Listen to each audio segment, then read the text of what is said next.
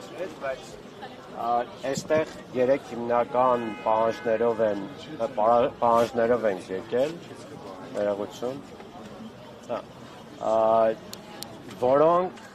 ներկայացված են նաև խորհրդի ամսի 29-ի հանրահավաքի պահանջագրի մեջ։ Գլխավոր հարցը բնականաբար բնակարանային ծրագիրն է, զբաղվածության ծրագիրը եւ բնակվարձի աջակցության ծրագիրը, որը փոխկապակցված է բնակարանային ծրագրի հետ։ Մեզ համար ամենակարևոր հարցն այն է, որ բնակարանային ծրագիրը պետք է ապահովի հայուն արժանապատիվ լուծում մեր ժողովրդի կեցության խնդիրների համար։ Իհարկե, մեզ համար քաղաքական վերջնական նպատակը մեր հավաքական վերադարձն է, բայց մինչև հավաքական վերադարձը մենք ցանկանում ենք, որ Արցախի ժողովուրդը բնակվի այստեղ, Հայաստանի Հանրապետությունում, եւ դրա համար պետք է մենք ունենանք համարժեք արժանապատիվ պայմաններ։ Բնակարանային ծրագիրը ինքնին այդ պայմանները չի ապահովում, որովհետեւ բազմաթիվ խնդիրներ են առկա, եւ այդ խնդիրները, երբ մենք բարձրաձայնում ենք, լուծումներ չեն ստանում։ Սա գումարի հարց չէ, սա ուղղակի լուծումների, սկզբունքների, մեխանիզմների հարց է։ Լավագույն տարբերակը համայնքային բնակեցումն է մեզ համար, բայց կառավարությունը արդեն ընտրել է ցրիվ բնակության կամ ապակենտրոնացված բնակության սկզբունքը եւ խնդիրը տանում է, այսպես ասած, վարկավորման դաշտ։ Մենք պնդում ենք, որ պետք է լինի կենտրոնացված բնակեցում կամ համայնքային բնակեցում եւ պետք է նաեւ զբաղվածության ծրագրերը փոխկապակցված լինեն բնակարանային ծրագրի հետ, որը կրկին արված չէ։ Եվ այս պայմաններում, երբ ինչ-որ առաջարկներ են արվում եւ հարկադրանքի լեզվով են խոսում ժողովրդի հետ, ժողովրդի վիճակը, սոցիալական վիճակը կտրուկ ծանրանում է, որովհետեւ ժողովրդի մեջ կա աղքատության բավականին բարձր տոկոս, տարբեր փորձագիտական հաշվարկներով Արցախի ժողովրդի շուրջ 80%-ը աղքատության շեմից ներքև է ապրում։ Իսկ սա նշանակում է, որ պետք է մենք կայուն եկամտի հարցը կարողանանք լուծենք, որը քիչ թե շատ Արցախի ժողովուրդը, այսպես ասած, ինքնահոսի կերպով իր խնդիրները կարողացել է քիչ թե շատ լուծել եւ կայուն հեգուզ եւ ծանր վիճակում գտնվել։ Հիմա երբ բնակվարձի աջակցությունը կրճատում են եւ դրան զուգահեռ բնակարանային ծրագիրը չի կարգավորվում, այսինքն բնակարանային կարիքի ապահովում տեղի չի ունենում, մենք բախվելու ենք շատ լուրջ սոցիալական խնդրի։ Եվ սա հանգեցնելու է նաև արտագաղթի նոր ալիք։ Պարոն Բեգլարյան, տեսեք, դուք ասում եք, սա չեն անում, նա չեն անում, միտումնավոր չեն անում կամ միտումնավոր են օրինակ ոչ համայնքային մոտեցում ցուցաբերել ձեր ինտեգրման համար, միտումնավոր են, այսպես ասած, աչք փակում գեներացվող ատելությանը արցախցիների հանդեպ, միտումնավոր է թե ուղղակի ի վիճակի չեն խնդիրներ լուծել։ Ես կարծում եմ կան բաներ, որոնք միտումնավոր են անում, կան բաներ, որոնք ուղղակի կառավարման սխալների հետևանք է։ Միտումնավոր է միանշանակ, որ համայնքային բնակեցում չեն ցանկանում։ Այսինքն, այո, որովհետև իրենք մտածում են քաղաքական առումով, բնականաբար Նիկոլ Փաշինյանը դրա մասին ուղիղ քանից արտահայտվել է, որ Արցախի հարցը փակված է, արցախյան շարժում չկա, Արցախի ժողովրդի վերադարձի հարց չկա, Հայաստանի իշխանությունների օրակարգում, իսկ եթե մենք ունենանք համայնքային բնակեցում, մենք կպահպանենք մեր ինքնությունը ավելի հեշտ եւ ավելի հեշտ կպայքարենք մեր հավաքական իրավունքների համար։ Ահա այս պատճառով նրանք նախընտրել են ապակենտրոնացված ցրիվ բնակեցում։ Ատելության քարոզն էլ ես կարծում եմ, որ միտումնավոր է եւ մենք տեսնում ենք, որ տարբեր իշխանական падգամավորների, նույնիսկ վարչապետի շուրթերից հաճախակի ուղղակիորեն կամ անուղղակի կերպով թիրախավորվում են արցախցիները կամ Արցախի ժողովուրդը կամ Արցախի ժողովրդի համար շատ կարևոր արժեքներ, որոնք գեներացնում են ատելության քարոզ։ Ինչու Հայաստանի Հանրապետության հետ անհամատեղելի է Արցախի վերադարձի հարցը։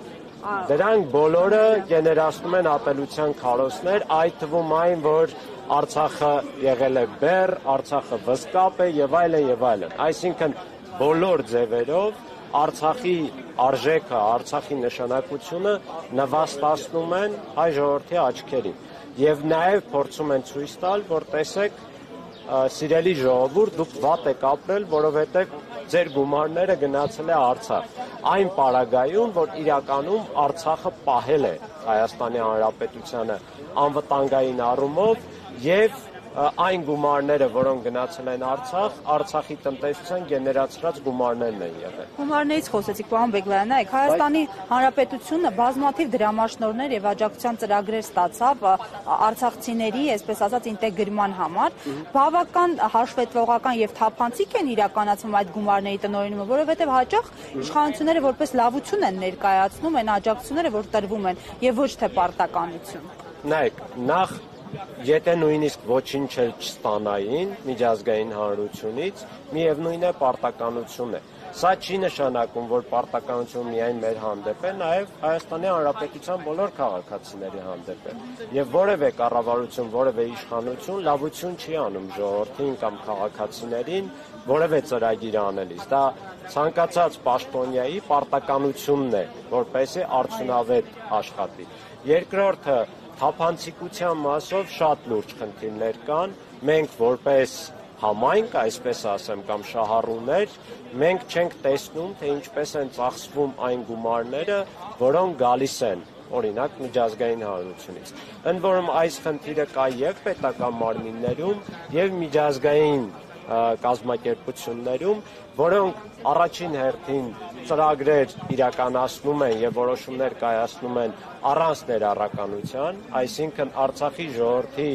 ներկայացուցիչների կարծիքը հաշվի չեն առնում։ Երկրորդը, իրենք ծրագրերը իրականացնում են առանց հանրային հաշվետվողականության, առանց թափանցիկության։ Այս խնդիրները միանշանակորեն առկա են, բայց որպեսզի արդյունավետ որոշումներ կայացնեն, մենք ինչու ենք այսօր այստեղ։ Մենք այստեղ ենք մեր ձայնը բարձրացնելու եւ ասելու, որ պետք է դուք որոշումներ կայացնեք մեզ հետ միասին։ Առանց մեզ հետ քննարկելու, առանց մեր կարծիքները արդյունավետ կերպով հաշվի առնելու, դուք իրավունք չունեք ծրագիր իրականացնել։ Ներողություն, նույն այս բնակարանային ծրագիրը 9 ամիս է գործում է եւ ձախողված է, որովհետեւ ներառական կերպով որոշումներ չեն կայացրել, որի մասին մենք ահազանգում էինք դեռ 1 տարի առաջ եւ իրենք մտածում էին, թե չէ, ուղղակի վիժեցնում ենք ծրագիրը։ Ոչ, մենք ցանկանում ենք մեր ժողովրդի խնդիրները պատշաճ կերպով հասցեագրվեն եւ լուծում ստանան։ Եվ դրա համար պետք է մեր ձայնը լսված լինի եւ մեր կարծիքը հաշվի առնված լինի։ Նայեք, պարոն Բեգլարյան, ասում եք կարծիքը հաշվի առնել, բայց փաստացի Փաշինյանը օրինակ հայտարարում է եւ ոչ միայն Փաշինյանը, իշխանությունը հայտարարում է, որ ըստ անհրաժեշտության, այո, հնարավոր է, որ հրաժարվեն օրինակ ԵԱՀԿ Մինսկի խմբի ձևաչափից, հրաժարվեն միջազգային հայցերից ընդդեմ Ադրբեջանի։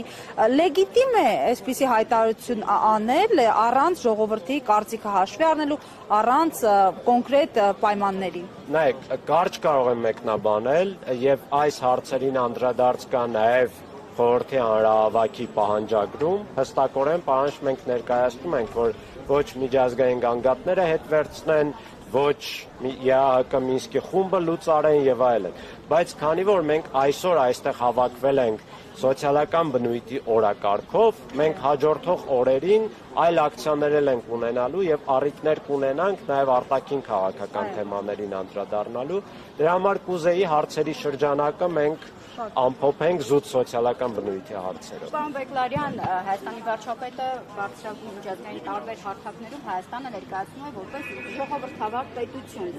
Որքան է ժողովրդավար նրա վարած քաղաքականությունը, եթե իր հայրենակիցներին այսօր հողնում է փաստացի դրսում միջազգային մարդ իրավունքների տեսանկյունից արդյոք սա կոպտագույն խախտում չէ։ Նայեք, ժողովրդավարության գլխավոր սկզբունքներից մեկը ներառականությունն է։ Եվ ես որպես արցախցիների իրավունքների պաշտպանության խորհրդի անդամ ուղղակի կարող եմ խորհրդի անունից էլ արձանագրել, որ չկա ներառականություն արցախցիների վերաբերյալ որոշումներ կայացնելիս։ Բայց որպես Արտակ Բեգլարյան փորձագետ, իրավապաշտպան, ես կարող եմ լրացուցիչ էլ արձանագրել, որ շատ լուրջ խնդիրներ կան նաև մնացած ծրագրերում, ոչ միայն արցախցիներին, այլ ընդհանրապես ես տեսնում եմ, որ ներառականության շատ լուրջ խնդիր կա։ Այս իշխանությունները չեն ցանկանում շահառուների, քաղաքացիների կարծիքը հաշվի առնել եւ հետադարձ կարծիքի մեխանիզմները ընդհանրապես չեն էլ գործում։ Իսկ սա արդեն ժողովրդավարության սկզբունքների շատ լուրջ խախտում է։ Էլ մնացածի մասին չեմ խոսում, որ Արցախի վերաբերյալ այլ ինչ որոշումներ են կայացնում, ատելության խոսքի գեներացիա եւ այլն, սրանք կրկին ժողովրդավարության սկզբունքների լրջագույն խախտումներ են։ Այսինքն կարող են պարտոնապել, չէ՞ որ մարդու իրավունքների խախտում խախտում եւ դա հավաքական մակարդակով Արցախի ժողովրդի իրավունքների խախտում է եւ անհատական մակարդակով նույն միջազգային գանգատներից հրաժարվելն էլ շատ լուրջ մարդու իրավունքների խախտում է։ Պարոն Բեգլարյան, իսկ դուք ունեք դիտարկումներ, որքանով քանի տոկոս արցախցիների լուրջ խնդրի առաջ կկանգնի աջակցության ծրագրերի կրճատման դեպքում եւ արտագաղթի ինչ ծավալ կլինի։ Նայեք, իրենք էլ պաշտոնապես ինչ որ թվեր ասել են եւ նաեւ որոշ խմբերի հետ հանդիպումների ժամանակ իմ տեղեկություններով մոտ 100,000 անձ իմաստանում է բնակվարձի աջակցություն եւ ապրիլից իրենք ամբողջապես կտրելու են մոտավոր 55, որքան գիտեմ 50-ից 55,000 քաղաքացիների աջակցությունը, իսկ 45,000-ը ստանալու են ավելի կրճատ աջակցություն, ավելի քիչ։ Բայց նորից ասեմ, որ մենք ավելի շատ ոչ թե բնակվարձի աջակցության ծրագրի համար ենք պայքարում, այլ մենք պայքարում ենք, որ արժանապատիվ, կայուն, արդյունավետ բնակարանային ծրագիր գործի։ Նայեք իրենք ինչ են անում։ Իրենք բնակվարձի աջակցությունը կտրում են շատերի համար, հենց այս պահին, մնացածի համար հուլիսից կամ դեկտեմբերից, բայց իրենք ասում են, որ արցախցիների մի զգալի տոկոսը կարող է դիմել բնակարանային ծրագրին այս հուլիսի 1-ից։ Մյուս տոկոսը կարող է դիմել դեռ 26 թվականի հուլիսի 1-ից։ Այսինքն այս մարդկանց, ու դրանք տասնյակ հազար անձինք են,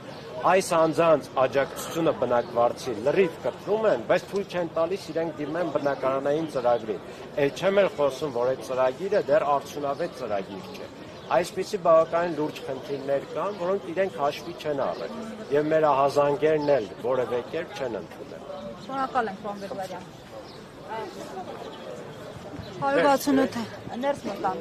168-ի հարգելի հետևողներ, նշեմ, որ այս պահին